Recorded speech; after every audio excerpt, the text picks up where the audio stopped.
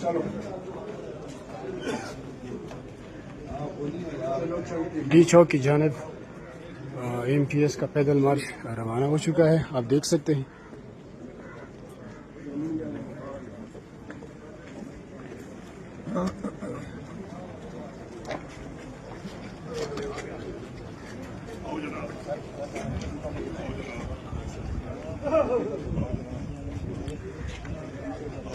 जाना पड़ेगा भाई।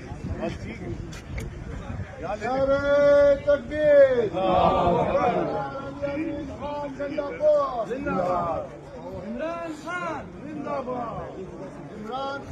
ये मनाजिर आप देख सकते हैं KP हाउस इस्लामाबाद से तमाम MPs मिनिस्टर्स डी चौक की जानिब पैदल मार्च करेंगे।